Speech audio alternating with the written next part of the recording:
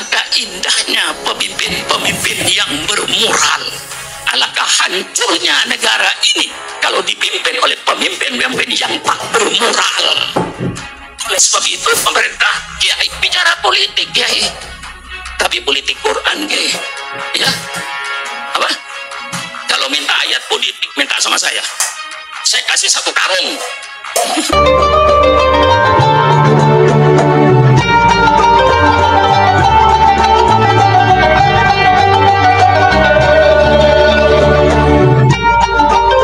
Assalamualaikum warahmatullahi wabarakatuh.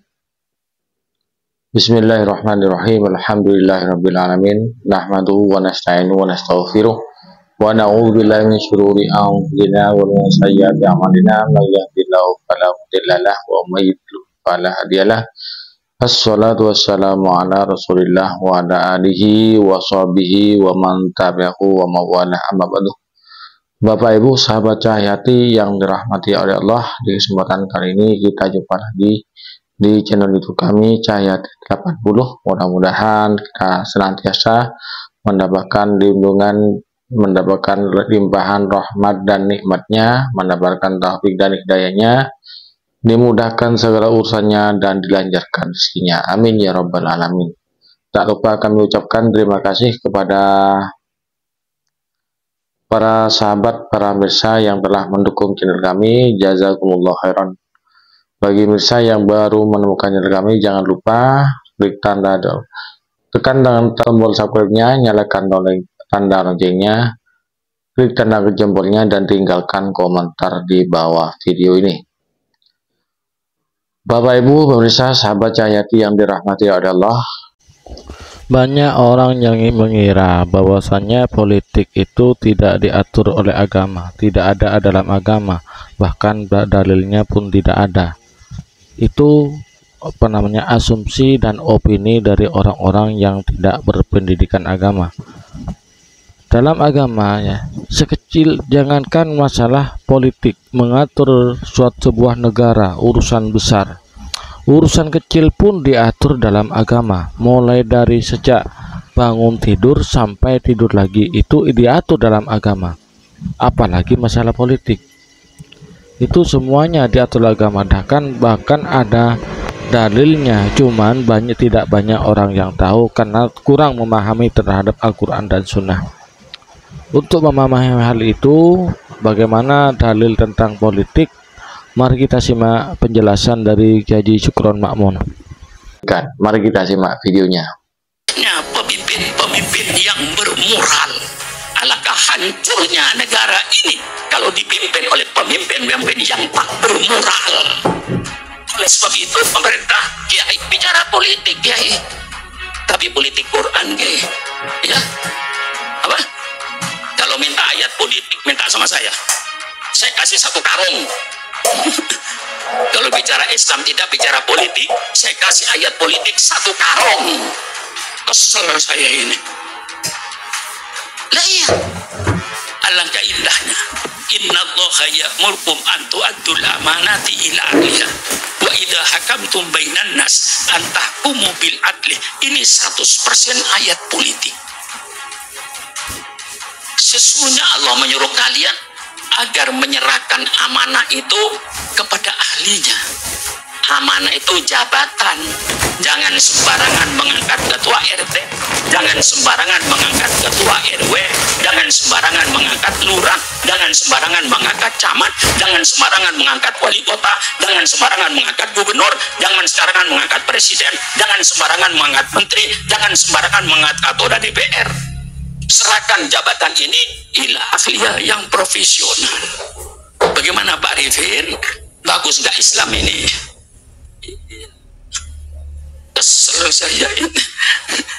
Tapi walau kesel masih tersenyum Pak Arifin, ya. Nggak marah-marah saya, nggak. Ya masih apa? Masih tersenyum saya ini. Wa idza hakamtum bainan nas an tahkumu bil adli. Kalau kau menetapkan hukum di antara kalian, tetapkan hukum yang adil. Jangan tebang pilih. La yajrimannakum sa'na qaumin ala alla ta'dilu. Janganlah karena kebencianmu pada satu kelompok, satu kaum, saya mendorong engkau untuk tidak berbuat adil karena engkau benci pada kaum itu sehingga kau tidak berbuat adil. Dilarang oleh Al-Quran. Walaupun musuh, tetap kita berbuat adil kepada musuh. Islam. Maka perlu kita ini sekarang menampakkan peradaban Islam di tengah-tengah bangsa Indonesia ini. Maka saya tampakkan peradaban Islam ini. Inilah peradaban Islam. Anda mau beli, alhamdulillah. Anda tidak beli, alhamdulillah. Wa ma alaina illal bala'ul mubin. Betul? Betul? Ini saya tawarkan di peradaban Islam.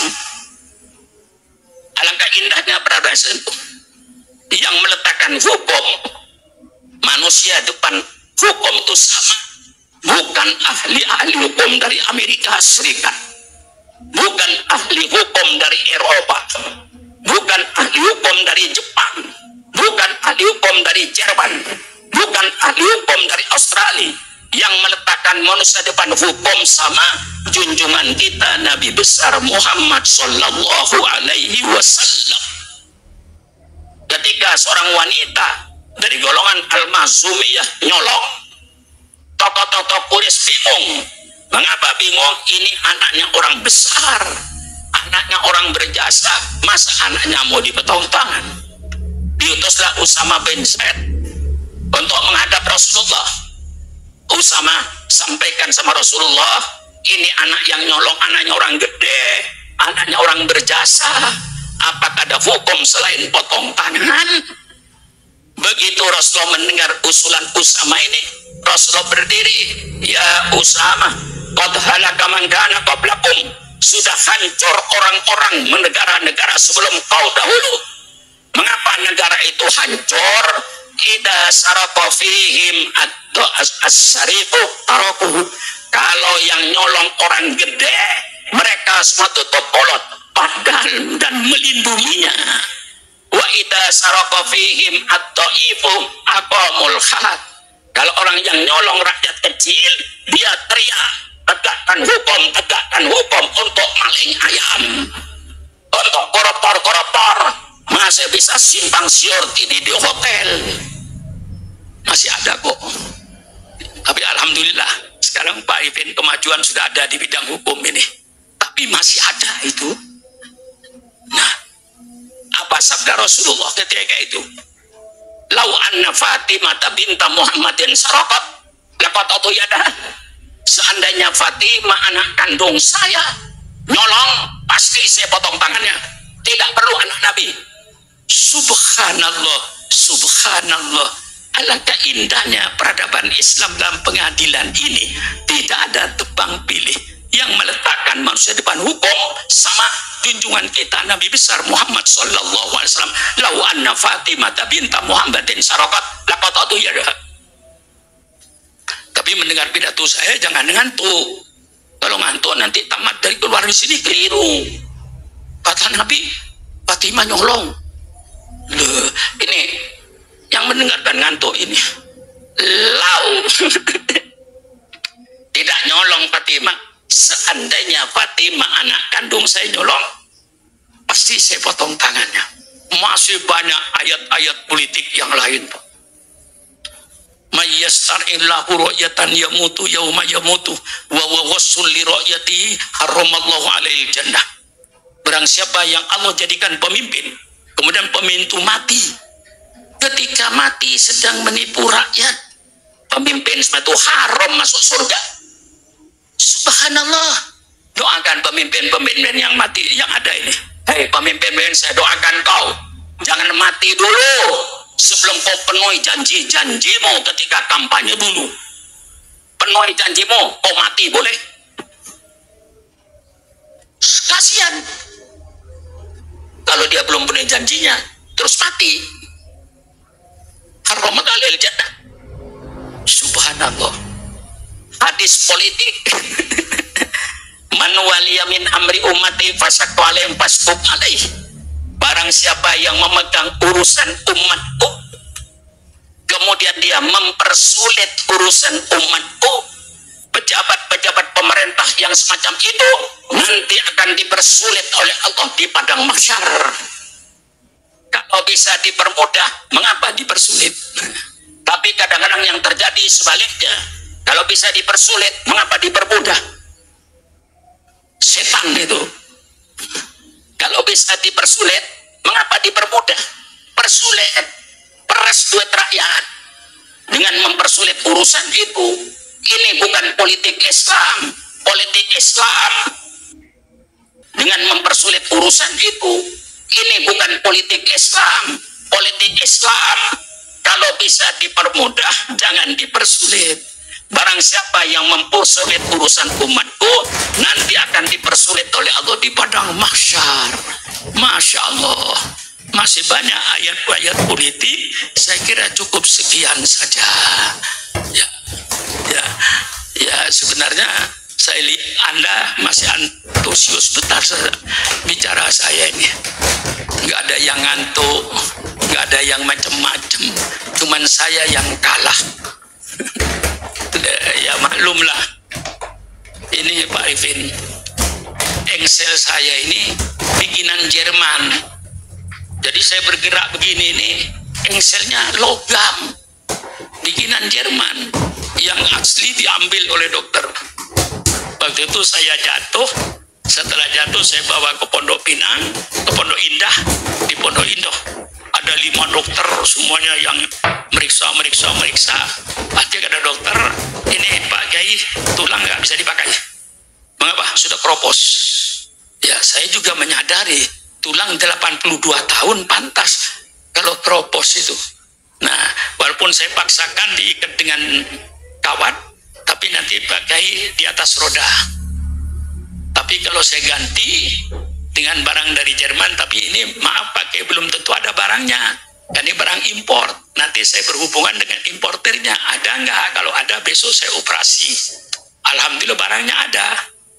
Kalau sudah potong sapi, memisahkan paha sapi dari tubuhnya, kan ada yang mentol kayak undi-undi itu di dalamnya. Nah itunya diganti. Sudah bukan tulang lagi. Maka saya kalau berjalan tuh hati-hati. Tapi nggak pakai tongkat saya Pak Polis. Jalan biasa saya, nggak ada masalah. Kadang-kadang saya pidato 1,5 jam masih berdiri saya. Nah ini cuma menghemat aja saya ini. Nah, jadi kalau saya kalah itu pantas.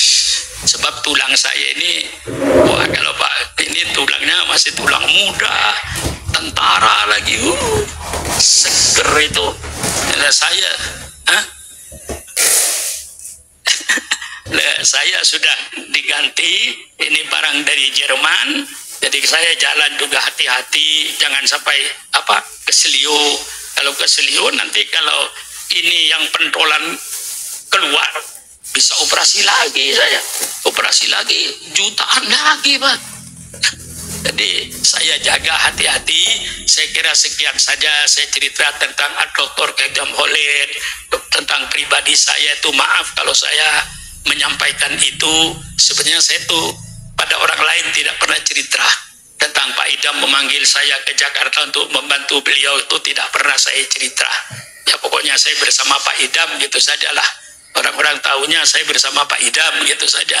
Itu baru sekarang saya ceritakan ketika saya wisuda pertama kali itu namanya waktu itu, sekarang sudah nggak ada ya. Dulu kalau kuliah 3 tahun itu dapat gelar sarjana muda, Bachelor of Art. Nah itu sekarang sudah tidak ada. Kalau kuliahnya selesai sampai 8 semester, itu waktu itu gelarnya bukan S1, Dr. Andes, DRS. Nah saya waktu itu wisuda sarjana muda, yang kebetulan wisuda kayak Dr. Idam Khalid. Lalu saya untuk ke Jakarta membantu beliau. Ya tentu saja yang ngajak itu ketua umum PBNU, yang ngajak itu menteri negara, siapa yang tidak mau? Tentu mau. Inilah kemudian saya ceritakan tentang agama. Marilah kita yang sedang main ini bermainlah yang baik. Ya, jadi tentara-tentara yang baik, jadi polisi-polisi yang baik, jadi ustadz-ustadz yang baik, jadi kiai-kiai yang baik. Iya kan? Apa ada kiai tidak baik? Ada. Polisi tidak baik juga ada. Tapi jangan pukul rata semua polisi. Itu oknum. Kiai yang tidak baik ada. Ada nggak? Huh? Ada, nggak usah ditutup-tutupin. Ini sudah hadis, mamin qaumin illa wa fihim as-solihun wa tolihun. Tidak ada satu kaum kecuali di dalamnya ada yang soleh, ada yang tidak soleh. Tidak semua orang Madura jadi kiai. Orang Madura yang nyopet juga ada. Tapi jangan dikatakan semua orang Madura copet, itu yang nggak bener. Iya kan? Orang Betawi yang bagus banyak, yang tidak bagus ada, gitulah, gak luas sedikit ada, gitu lah. Polisi yang bagus 460.000 polisi. Ya, kalau ada 10 yang tidak benar, katakan ada 30, katakan ada 100 tidak benar. Itu yang benar masih berapa? 460.000.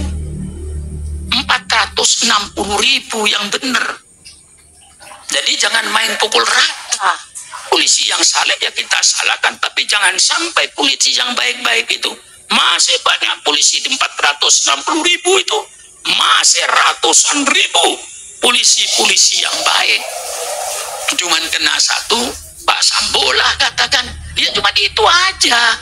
Yang lain-lain dengan dikaitkan Rob Arifin itu, oh itu polisi buas itu enggak ada. Yang buas itu ada tentara tidak baik, ada kemungkinan, tapi tentara yang baik mungkin masih 500, karena semuanya angkatan itu kalau nggak keliru Pak Polisi 800.000 seluruh angkatan polisi dengan militer sekitar itu 800.000. Itu militer paling kecil di Indonesia, itu polisi paling kecil di Indonesia dibanding dengan Amerika Serikat. Ini satu polisi ngawasin berapa puluh orang itu. Ya, 460.000 polisi mengawasi 2.260.000 manusia. Jadi satu polisi berapa puluh ribu yang diawasi itu. Orang itu mesti satu rakyat satu polisi baru beres dunia. Iya kan? Kalau satu orang satu polisi baru beres. Nih kemana-mana dampingin polisi, nggak bisa berbuat apa-apa Pak Haji, mesti buat yang baik. Inilah barangkali dari saya. Terima kasih. Mudah-mudahan apa yang kita baca dari tahlil Quran mudah-mudahan disampaikan pahalanya kepada Kiai Dr. Idham Maulid beserta ibu, supaya dua-duanya kita doakan, dan mudah-mudahan Allah ampuni dosa beliau, Allah terima segala amal soleh beliau dalam berbakti pada bangsa dan negara. Beliau adalah pahlawan nasional. Itu berbakti. Ini saja dari saya, kurang lebihnya saya mohon maaf. Hati yang dirahmati Allah, demikianlah konten yang kami persembahkan pada kesempatan kali ini. Mudah-mudahan apa yang telah kami sampaikan ini bermanfaat, menjadi tambahan wawasan, tambahan ilmu bagi kita bersama. Amin ya rabbal alamin. Kurang lebihnya mohon maaf. Assalamualaikum warahmatullahi wabarakatuh.